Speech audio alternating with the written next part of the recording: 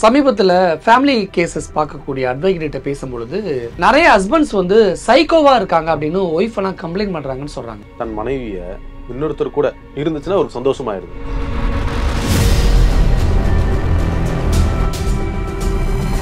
வேடிக்கை பார்க்கறது மட்டும் இல்லாமல் எப்படி இருந்துச்சுன்னு கேட்டு அதை வேற கேட்டு சந்தோஷப்பட்டுக்கிறாரு. ஃபஸ்ட்டு பேசும்போது அவன்கிட்ட சொல்லியே கூப்பிடுது, என் மனைவி கிட்ட ஒரு நெருங்கி பழகு, குழந்தைங்களை கொண்டு வந்து மிரட்டுறது, அதை ஃபோட்டோகிராஃப் வீடியோகிராஃப் பண்ணி வச்சுக்கிறது. ஹஸ்பண்டு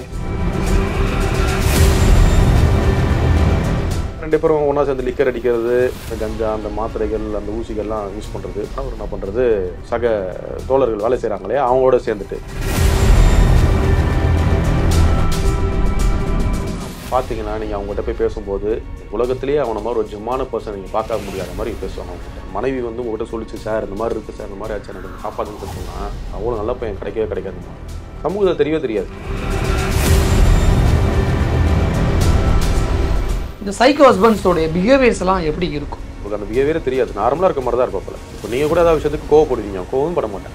அவாசி இந்த மாதிரி விஷயங்கள் நடக்கிற காரணமே வந்து போதைப் பொருட்கள் தான்.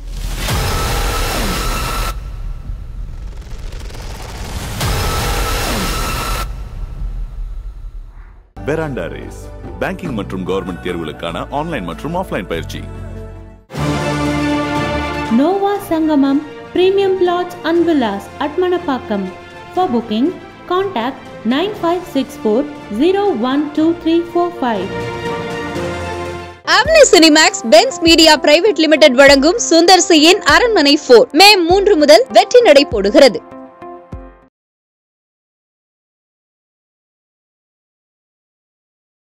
வணக்கம் சார். சமீபத்தில் ஃபேமிலி கேசஸ் பார்க்கக்கூடிய அட்வொகேட்ட பேசும்பொழுது நிறைய ஹஸ்பண்ட்ஸ் வந்து சைக்கோவாக இருக்காங்க அப்படின்னு ஒய்ஃப் எல்லாம் கம்ப்ளைண்ட் பண்ணுறாங்கன்னு சொல்கிறாங்க. அப்படியான கேசஸ் ஏதாவது பார்த்துருக்கீங்களா, கேள்விப்பட்டிருக்கீங்களா? நிறைய இருக்குது.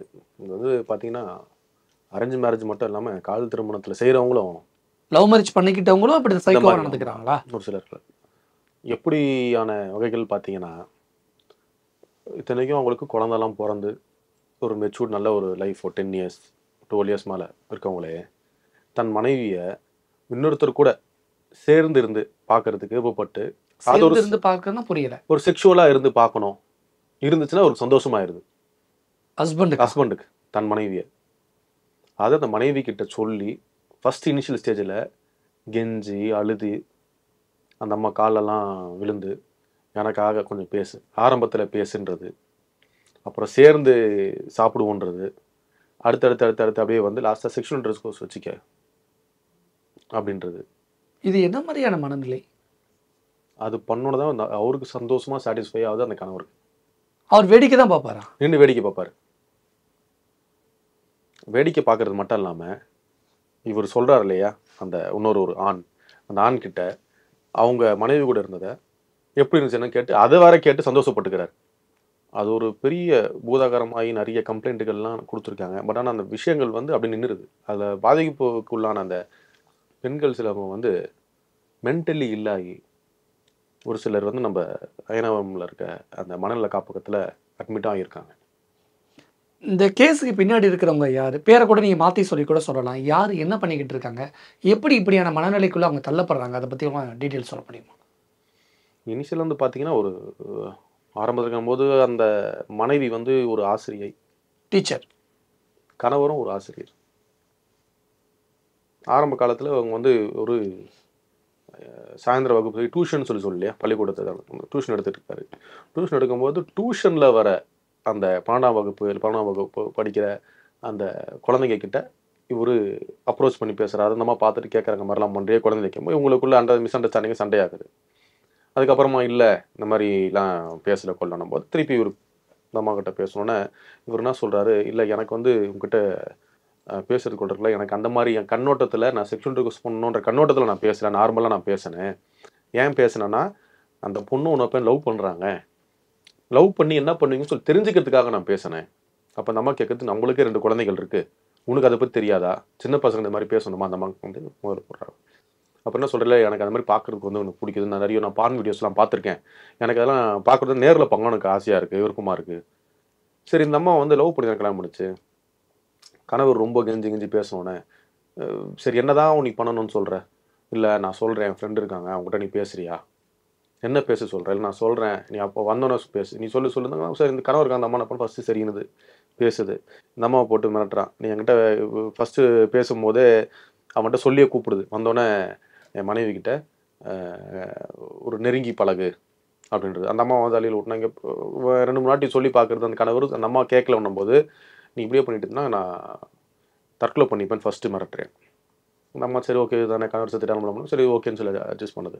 2வது முறை வந்து அவங்கள துணியெல்லாம் கரெக்டாக வச்சு பார்க்க வைக்கிறது.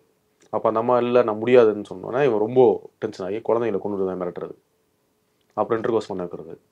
தொடர்ந்து இந்த மாதிரி நீ பண்ணி ஆகணும் இல்லை நான் சொல்லிடுவேன்னு சொல்லிட்டு அதை ஃபோட்டோகிராஃப் வீடியோகிராஃப் பண்ணி வச்சுக்கிறது ஹஸ்பண்டே. எதுக்கு இந்த மாதிரி பண்ணுறேன்னு கேட்டால் இல்லை இதான் லாஸ்ட், இதுக்கப்புறம் நான் இது பண்ண மாட்டேன், நான் பார்த்துக்கிறதுக்காக மட்டும்தான், வேறு எதுவும் கிடையாது.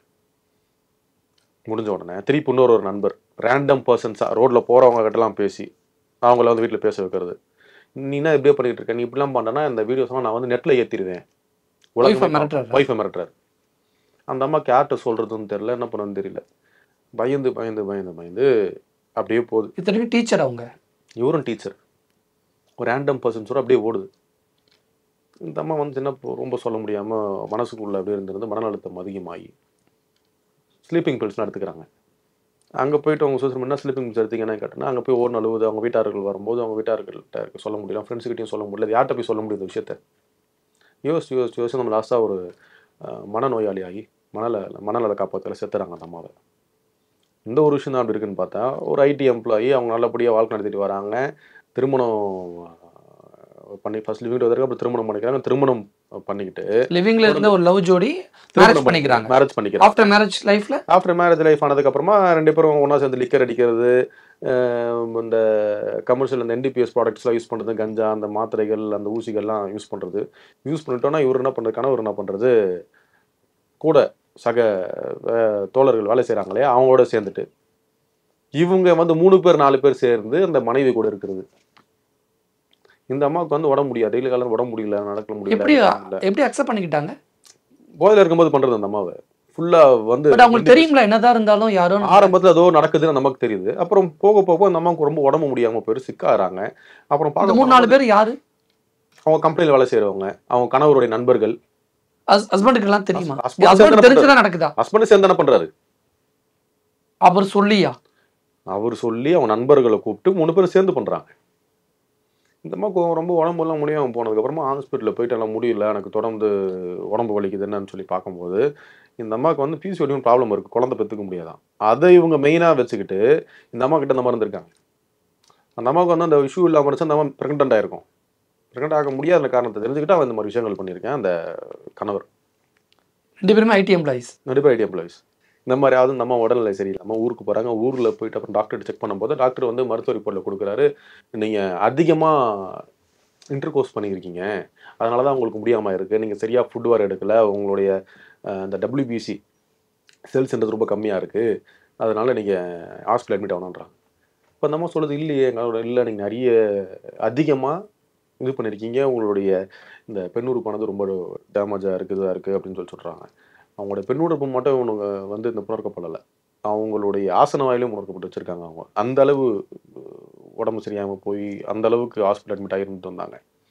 இப்போ இந்த கேஸுங்கெல்லாம் பார்க்கும்போது எதனால இவங்க இப்படி மாறுறாங்க அப்படின்னு என்னுடைய நண்பர்கிட்ட கேட்கும்போது ஹஸ்பண்ட்ஸ் ஏன் இப்படி மாறுறாங்க அப்படின்னு கேட்கும்போது அவங்க சின்ன வயசுலேருந்து பார்க்கக்கூடிய ஒரு சில விஷயங்கள், இவங்களால பண்ண முடியாத விஷயங்கள், அதாவது ஒரு மன வருத்தங்கள், மன அழுத்தங்கள், இவங்க தொடர்ந்து அந்த ஃபோனோகிராஃபிக் வீடியோஸ் பார்க்கறனால, வீடியோ பார்க்கறது தான் காரணமா?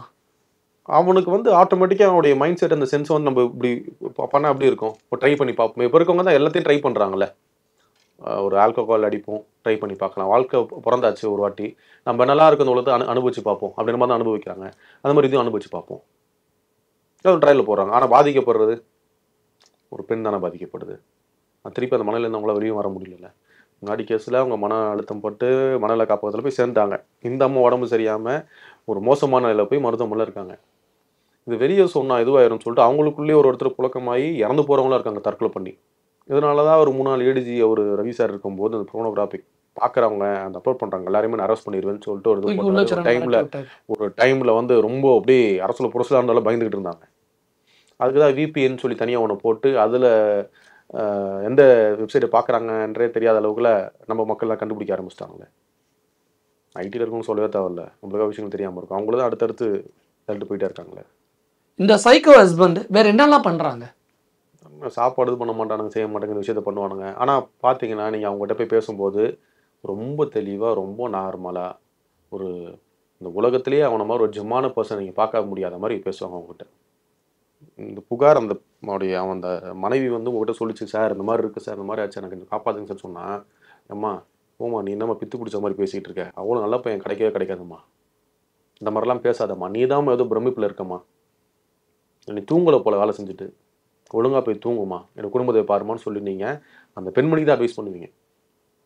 சமூகத்தை தெரியவே தெரியாது. பாதிக்கப்பட்ட அந்த ஒய்ஃப் வந்து போலீஸில் கம்ப்ளைண்ட்லாம் கொடுக்க மாட்டாங்களா? டெட் எண்டில் தான் வந்து கொடுப்பாங்களா? ஆரம்ப காலத்தில் அப்படியே இவங்க சேர்ந்து சரி ஓகே நம்ம கணவர் வேணும் இது ஒன்று சேர்ந்து பயணம் செஞ்சிடுறாங்க. இது எப்போ வந்து கம்ப்ளைண்ட் கொடுக்குறாங்கன்னா திருப்பி அவங்க ரொம்ப ஃபோர்ஸ் பண்ணும்போது முடியாதுன்னு சொன்னோன்னே இந்த ஃபோட்டோஸ் ரிலீஸ் பண்ணிடுவேன், இந்த வீடியோகிராஃப்ஸ் ரிலீஸ் பண்ணிடுவேன் போது தான் அவங்களுக்கு பயம் வந்துடும். இந்த சைக்கோ ஹஸ்பண்ட்ஸோடைய பிஹேவியர்ஸ் எல்லாம் எப்படி இருக்கும்? நான் இப்போ தான் சொன்னேன், உங்களுக்கு அந்த பிஹேவியரே தெரியாது, நார்மலாக இருக்க மாதிரி தான் இருப்பாப்பில். இப்போ நீங்கள் கூட ஏதாவது விஷயத்துக்கு கோவப்படுவீங்க, கோவம் பட மாட்டாங்க, ரொம்ப நார்மலாக கேஷுவலாக நம்மள தாச்சு கடையே இருப்பாங்க. எப்படி கண்டுபிடிக்கிறது இவங்கெல்லாம் சைக்கோ அப்படிங்கிற விஷயத்த? இப்போ நம்ம ஒரு சில விஷயங்கள் வெளியே வரும்போது தான் இந்த மாதிரி பிரச்சனை இருக்குன்னு சொல்லி தெரியுது. முக்கால்வாசி இந்த மாதிரி விஷயங்கள் நடக்கிற காரணமே வந்து இந்த போதைப் பொருட்கள் தான். போதைப் பொருட்களை வந்து உட்கொள்றதால அவங்க என்ன பண்ணுறாங்க எது பண்ணுறாங்கன்னு அவங்களுடைய நிலைமையை மீறி செய்யும் போது அந்த மாதிரி விஷயங்கள்லாம் நடைபெறுது. இந்த மாதிரி சைக்கோ ஹஸ்பண்டுக்கு எண்டு கார்டு போடுறதுக்கு தீர்வு ஏதாவது இருக்கா? எண்டு கார்டு போட முடியுமா? எண்டு கார்டு போட முடியும்னா அந்த மாதிரி அவர் ஒரு போதை பழக்கத்தில் இருக்காருன்னா அந்த மாதிரி போதைப் பொருட்கள் சேர்ந்து அந்த மனைவியும் உட்கொள்ளாமல் இருந்தாங்கன்னா அதுக்கு ஒரு ரெண்டு கார்டு போடலாம். அவங்களும் சேர்ந்து என்டர்டைன் பண்ணி பண்ணாங்கன்னா ஓகே எல்லாத்துக்கும் ஓகே தான் போல, சரி ஓகே நம்ம இதுவும் ட்ரை பண்ணி பார்க்கலாம். இந்த ஐடி கப்பல் விஷயத்தில் இந்த விஷயம் சொன்னீங்க, ஆனால் ஃபஸ்ட்டு சொன்ன ஸ்டோரியில் 2 பேருமே டீச்சர்ஸ் தானே? எல்லாரும் மனிதர்கள் தானே, பிறக்கமான மனிதர்கள் தானே, அப்புறம் தானே படிச்ச எல்லாருமே ஒரு பட்டம் வாங்குறோம். டீச்சர்ஸும் ஐடி கம்பெனியும் பார்த்தீங்கன்னா இவங்க வந்து பிஎட் எம்எட் ஏதாவது படிச்சிருப்பாங்க, இவங்க இன்ஜினியரிங் படிச்சிருக்க போகிறாங்க. இப்படியான மனநிலை ஏன் ஒரு பர்சனுக்கு வருதுன்னு ஒரு டாக்டருக்கு எப்படி தெரியுமோ அதே மாதிரி ஒரு அட்வொகேட்டுக்கும் தெரியும் இல்லையா? எதனால இப்படிப்பட்ட மனிதர்கள் இப்படியான மனநிலைக்கெல்லாம் மாறுறாங்கன்னு உங்களால் தெரிஞ்சுக்க முடியும்ல? அதுக்கான ரீசன்ஸ் போதைப் பொருட்கள் ஃபஸ்ட்டு, இரண்டாவது அவங்க வாழ்ந்து வந்த சூழ்நிலைகள், அவங்க சுற்றி இருந்த பேக்ரவுண்டு, எப்படி அவங்க வந்து வெளியே வந்தாங்க, அந்த சூழ்நிலை 2 தான் வந்து ஒருத்தனை கெட்ட வழிக்கு மாற்றுது. எடுத்த உடனே யாருமே ஒரு கெட்ட வழிக்கு போகிறது இல்லைல்ல. இப்படி பண்ணலாம், இப்படி பண்ணுறதுக்கு என்ன பண்ணலாம், அதுக்கேற்ற விஷயங்கள் எல்லாமே நம்ம உலகத்தில் கிடைக்கும் போது நம்ம ட்ரை பண்ணி தான் பார்ப்போமே. நிறைய பேருக்கு அங்கே நம்ம வந்து எல்லா விஷயத்தையும் அனுபவிக்கணும் அப்படின்னும் போது இது இந்த மாதிரி விஷயத்தை நம்ம ட்ரை பண்ணி பார்ப்போம் அப்படின்னு ட்ரையல் ஆரம்பிக்கிறது அது எங்கேயோ போய் நின்றுது லாஸ்ட்டாக. இந்த சைக்கோ ஹஸ்பண்ட்ஸை பற்றி சமீப காலமாக அதிகமாக கேள்விப்படுற மாதிரி இருக்கு இல்லையா? இதிலிருந்து அந்த ஒய்ஃப் வந்து எப்படி சேஃப்கார்ட் பண்ணுறது? இப்போது லவ் கம் அரேஞ்ச் ஆகுறாங்க, சில அரேஞ்ச் ஆகுறாங்க, சில வந்து நம்ம பெண்கள் வந்து நம்மளுக்கு திருமணம் நடந்துச்சுன்னா நம்ம கணவர் இப்படி இருக்கணும், நம்ம இவ்வளோ சந்தோஷமாக இருக்கணும், வெளியே ஒரு 4 இடத்துக்கு போகணும், பெரிய பெரிய இந்த ஹோட்டல்களுக்கு போகணும், நட்சத்திர விடுதிகளுக்கு போகணும், கேளிக்கை அரங்குகளுக்கு போகணும், மைண்ட் செட் இருக்கும் இல்லையா? படத்துக்கு போங்க வேணான்னு சொல்லலை, உணவகங்களுக்கு போங்க சாப்பிடுங்க வேணான்னு சொல்லலை, சுற்றுலாவுக்கு போங்க வேணான்னு சொல்லலை, இந்த கேளிக்கை விடுதிகள் எதுக்கு? பப்புக்கு போகிறது தான் மெயின் ரீசனா? உள்ளே போனோன்னு உங்களுக்கு டோட்டலாக இருக்கிறதே மாறிடுது இல்லையா? உங்களுக்கு என்வாயன்மெண்ட்டே நம்ம எதுக்கு பப்புக்கு போகிறோம், நம்ம ஒரு ஆல்கஹால் எடுக்கிறோம், நாங்கள் அங்கே போய் ஸ்பெண்ட் பண்ணணும், ஒன்றும் புதுசான நண்பர்கள் அங்கே பேசலாம், அவங்கக்கிட்ட பழகலான்றக்காக தான் இந்த கேளிக்கை விடுதிகளுக்கே போகிறது. மதுபான கூடம் தானே அது. பப்புன்றது என்னது? மதுபான கூடம். மது வந்து விற்கிறாங்க, விற்கும் போது கூட சேர்ந்து இந்த கேளிக்கைகளான இந்த பாட்டுகள்லாம் போட்டுக்கிட்டு நடனம் ஆடுறதுக்கும் இந்த லைட்டிங்லாம் போட்டுன்னு ஆகும். நார்மலாக ஒருத்தன் மது குடிக்காதவன் அந்த கேளிக்கை விடுதிக்கு போனாலே அந்த லைட்டிங்க்கும் அந்த சவுண்டுக்குமே அவன் ஒரு போதைக்கு உண்டான மாதிரி ஆயிடும்.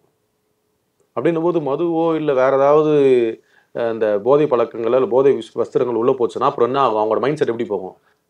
நார்மலாக இருக்கவங்களும் அடுத்தடுத்த ஸ்டேஜ் பார்க்கணும், போகணும் அப்படின்னு ரொம்ப எக்ஸ்ப்ளோர் பண்ணணும். இன்றைக்கி வந்து லிக்கர் குடிக்கிறவன் நாளைக்கு கஞ்சா டேஸ்ட் பண்ணி பார்க்கணும் நினைப்பான், கஞ்சா போட்டு நாளைக்கு இந்த என்எஸ்டின்னு சொல்லி ஸ்டாம்ப் போட்டு பார்க்க நினைப்பான், அப்புறம் டேப்லெட் போடணும்னு நினைப்பான், அப்புறம் இன்ஜெக்ஷன் எடுக்கணும்னு நினைப்பான், அப்புறம் அந்த சில வர அந்த பவுடர்ஸ்லாம் இருக்குது, பவுடர்ஸ் இது பண்ணுவோம்.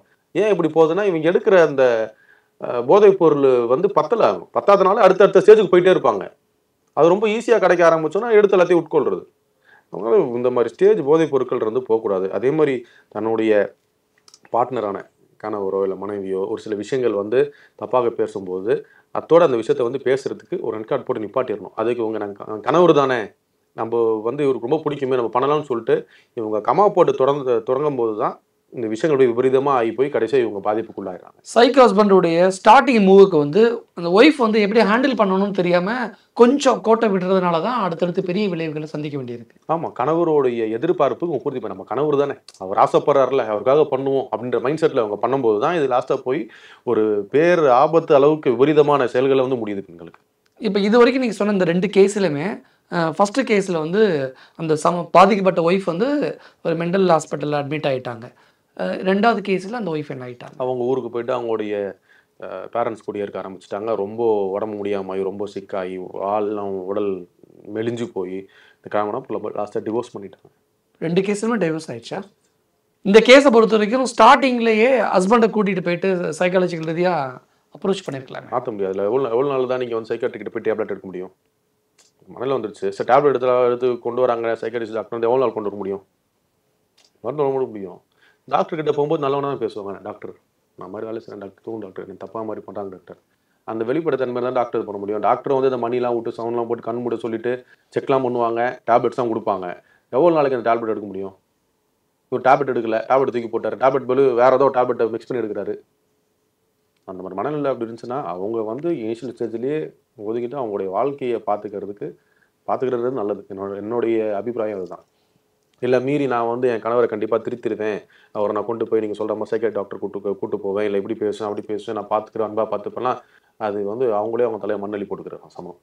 சைக்கோ ஹஸ்பண்ட்ஸ்னால அப்பாவி மனைவிகள்லாம் எவ்வளோ தூரம் பாதிக்கப்படுறாங்க அப்படிங்கிற விஷயங்களை பற்றி நிறைய ஷேர் பண்ணிக்கிட்டீங்க. மிக்க நன்றி. பெராண்டா ரேஸ் பேங்கிங் மற்றும் கவர்மெண்ட் தேர்வுகளுக்கான ஆன்லைன் மற்றும் ஆஃப்லைன் பயிற்சி. Nova Sangamam premium flats and villas அட்மனப்பாக்கம். For booking, contact 9564012345. Avani Cinemax Benz media private limited வழங்கும் சுந்தர் சியின் அரண்மனை 4 மே 3 முதல் வெற்றி நடை போடுகிறது.